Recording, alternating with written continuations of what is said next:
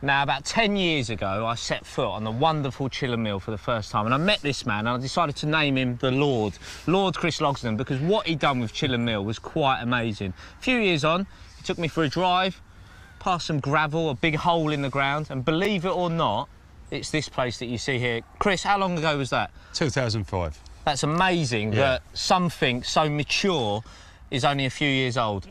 I've been in the game 30 years now, and it even surprised me, the way it's matured up. So much so, actually, today I'm having it cut, having the trees cut back. Yeah. Well, I'm fed up of losing tackles in it, Loggy, so yeah. No, I'll get all his back. I'll collect those and sell them on. No, I mean, it really is. It's absolutely amazing the way it's matured. I mean, obviously, some of it the original trees that were here. Yeah. Which we left. But it was 2 lakes, wasn't it? It was 1.5. It was one lake of about 2 acres. Yeah. And then we had like a swamp. Okay. That had a few patches you could fish, but wasn't a lake as such. So what's the process then? So you've got these 2 sort of patches of water, and you decided to turn it into this wonderful carp fishery. How did you go about doing that? Well, what I decided to do was, obviously, you've got to drain it first, so you know what you're dealing with. The problem we've got here is that the water table is very high. Right. Obviously, we've got River Stour down there, and you've got a running water at the back there. OK. So we had to pump 3 6-inch pumps going 24/7 to keep the place dry. OK. And then you just literally bring machines in. I've got a fantastic sort of way of designing things in my head. I've got a vision about things. Well, you've done it with Chillum, didn't you? What you created there. It's the ultimate carp fishery in my eyes. Yeah, I mean, I'm proud of that. Yeah. I mean, this was more of a challenge because it's really starting from scratch. Yeah. It was something that I had in my head I wanted to do. Yep. And so lucky I got some land up there I can dump the spoil in. That's the biggest, when you dig a lake, the biggest problem is getting rid of the spoil. You showed me some pictures, Loggy. There's humps and bumps all over that lake. The original lake, which is this side of where you're fishing, it's like a lunar landscape. When we drained it, I couldn't believe just how many lumps and grumps of gravel were in there. Like an egg box. Oh, incredible. But the far side of the lake is we had to dig right out, so that's flatter. But I left some islands up there, if you've seen. Yeah. And that's some features, you know. There's bays, there's shallow areas. I planted a load of lilies, so I've got some areas for they can spawn in the summer, and nice lily beds. The reed beds, we've got Phragmites and bulrush. We've even had bittern down here, which is one of the rarest birds in the country. Yeah. And even the bittern have visitors down here and stayed all summer. So well, I've heard you like rare birds, don't you, Loggy? Yeah. Now, moving on to the important thing. All well and good humps and bumps and gravel and reeds, the fish, because I couldn't believe it. This was the first time I spoke to you on the phone a couple of weeks ago, deciding to come down here, and I couldn't believe how big the fish have grown and the stock of the fish. Tell me about that. Yeah, well, I've got my own stock ponds, which now I keep fishing. Yep. What we do, we obviously fish for spawn. We'll take out the spawn, and then the process is you'll get what you call shooters, of fish that grow quickly. Yep. We'll take those out. The greedy ones. The greedy ones. And we'll stick those into our own stock ponds, and the rest we get shot off to other people, whatever we want to do. Yep. But the big fish, we know they're going to grow big quickly. Yep. So we keep those in our stock ponds, leave them alone for a couple of 3 years. And luckily, when I dug this, I just emptied one of our stock ponds, so we had a lot of good fish. Yeah, shooters, Now, the biggest fish I put in here, believe it or not, was low 20. Right, and now they're coming out at £39, I believe. 39, I think 39.12 is the biggest to date. Right. But in that time scale, it's amazing. And so what I wanted to achieve here, we've got, as you know, we've got about 20-odd lakes. Yeah, a lot of lakes, yeah. But I wanted to get a winter's run water because we've got really good lakes, some real specimen waters. Yeah. But they do get hard in the winter. Yeah, so someone's had a couple of hard sessions. I have them all the time, so yeah. Come down here, get a fish under. It just brings you back, your mentality back to getting fish again, doesn't it? You know? Great stuff. So that's what I wanted to produce, but the problem is all those doubles, which I thought would be staying around double size, they're shot up in the 20s and 30s. Yeah, it's amazing. Yeah, amazing. Well, once again, he's created another majestic place, and I can't believe it's taken us this long to discover it. Well, proof in the pudding that if in doubt, put a solid bag out. Wild boar, how big's this one, son? This one's 20 pounds, 7 ounces. Now, can you believe it's taken us 5 seasons of thinking tackle to come to this place? Look at that stunning fish. Awesome fish, isn't it? If you look at the other one you caught as well, the fully scaled, and a common, they're all absolutely stunning. So let's get this one back, and hopefully we might catch a few more just like this.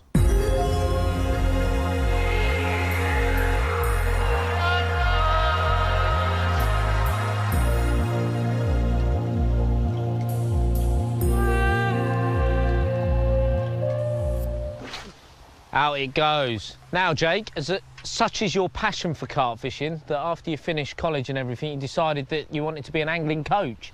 Yeah, it's just, after doing the academy and that, it's such a massive buzz teaching someone else. It's like you catch your own fish and it's obviously rewarding that, but seeing the smile on the face of an angler that catches his PB. Yeah. I did the horseshoe. Carp school? Yeah, and the lad caught 29.5. So that passion for it has actually led into a profession for you now, isn't it? It's something I want to go for and I want to give kids something that I almost didn't have. Yeah, of course. Well, brilliant. Let's move on. Now, things that you come across. Obviously, you see different types of anglers all the time of varying abilities. What's the common fault that you see almost everybody make? The one we can't emphasise enough how important it is about hitting the clip within spodding, feeling the lead down. With your float.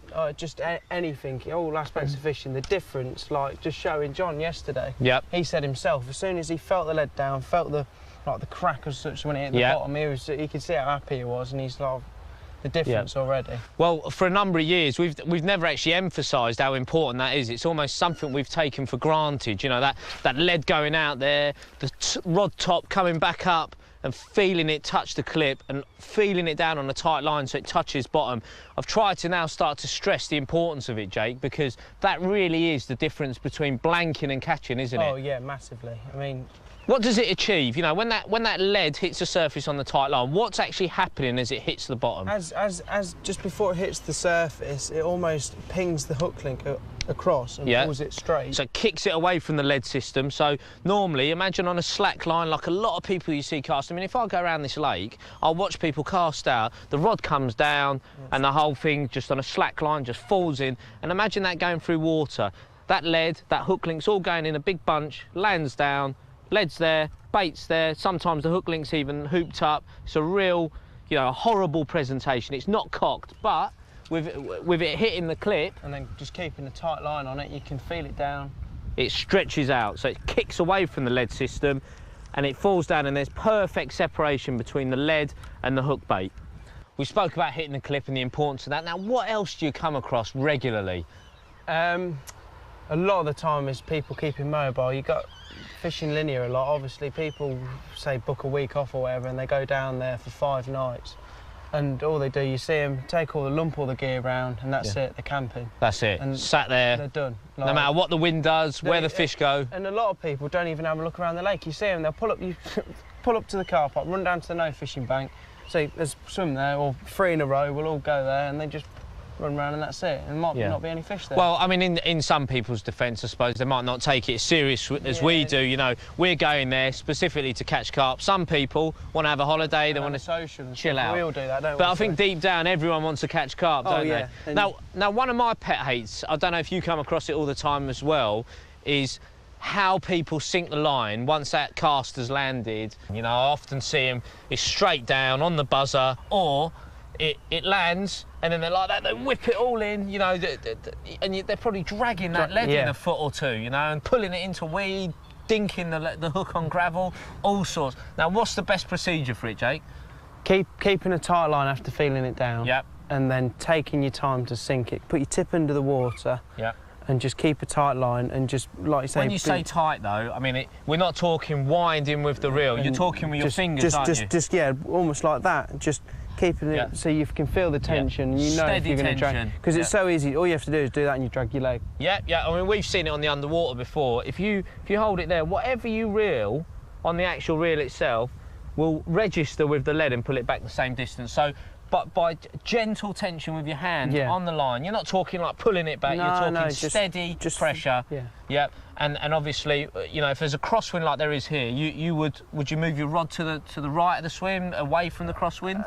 No, generally, to be honest, I point my rods to my spot so there's no line cuts. Yep. And then just ease it down. Yeah. And then at what point, you know, the other thing is people then leave a tight line. Yeah. You know.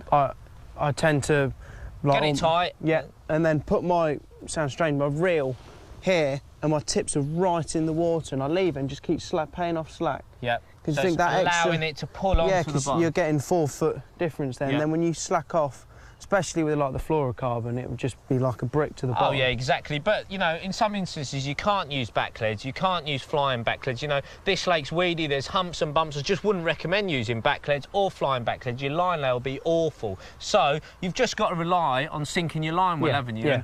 And just to recap, you know, it's all about keeping that little bit of steady tension, keep that rod tip under, and then once you've got the belly out of the line and it's directly in line with the where you've cast, then just keep paying line off and let it sink. If you watch the likes of Darryl Peck, Tom Dove, myself, we're forever paying that line off, yeah? And it might be 10, 15 minutes before we put the bobbin on. But as you can imagine, a line cutting through your swim, especially on a pressured lake like this, is going to take fish out of your swim. But by paying it off and getting that line pinned to the bottom, you're helping your chances, aren't you? Yeah, definitely. Especially, like you say, with the line, people, like the fish know where there's no lines, don't they? Straight away, you can see the difference. Yep. So just keeping them pinned down and making a massive difference, get bites in the day.